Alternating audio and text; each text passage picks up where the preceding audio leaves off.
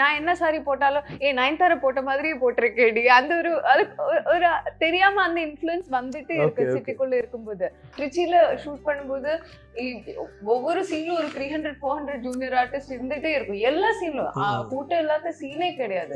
ஒவ்வொரு ஃபேஸும் டிஃப்ரெண்டா இருக்கும். இப்ப நம்ம இங்க என்ன எப்படின்னா அந்த கோஆர்டினேட்டர் இருக்கும், கூட்டிட்டு வந்துட்டு டிஃப்ரெண்டா மேக்கப் ஆர்டிஸ்ட் எல்லாம் சேர்ந்து டிஃப்ரெண்ட் ஆக்கணும். ஏன்னா நம்ம எல்லாருமே எப்படி ஒரு ஸ்ட்ரீம் லைனா ஒரு சிட்டி ஃபேஸ் வந்துடுச்சு. ஆனா ட்ரிச்சியில ரொம்ப ரியலான ஹியூமன் பீயிங்ஸை பார்த்த அங்க இருக்கிற ஜாக்கெட் சாரி எல்லாமே ஒரு ஆத்தென்டிக்கா இருக்கு. எல்லாமே இன்க்ளூடிங் கலர்ஸ். யாருமே இப்போ நான் என்ன சாரி போட்டாலும் நயன்தாரா போட்ட மாதிரியே போட்டிருக்கேடி அந்த ஒரு தெரியாம அந்த இன்ஃப்ளூயன்ஸ் வந்துட்டு இருக்கு சிட்டிக்குள்ள இருக்கும்போது. ஆனா அங்க இருக்கிற அந்த இன்ஃப்ளூயன்ஸ் இல்ல, அந்த ஓன் ஆத்தென்டிசிட்டி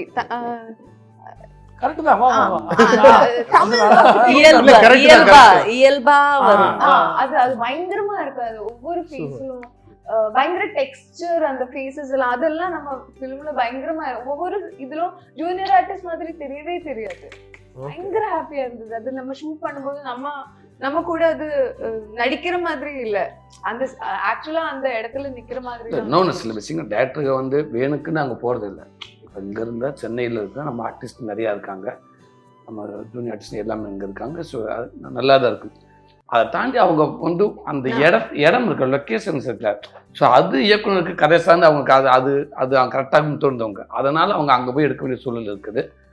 அப்படின்னப்போ அதை தாண்டி திருப்பி ஆட்களை கூட்டிக் கொண்டு அங்கே வைக்கிறப்போ அவங்க சில முகங்கள் அவங்க எதிர்பார்க்கும் முகங்கள் அங்கே அமையுது. அதனால அவங்க அங்கே பண்ண வேண்டிய சூழல் இருக்குது.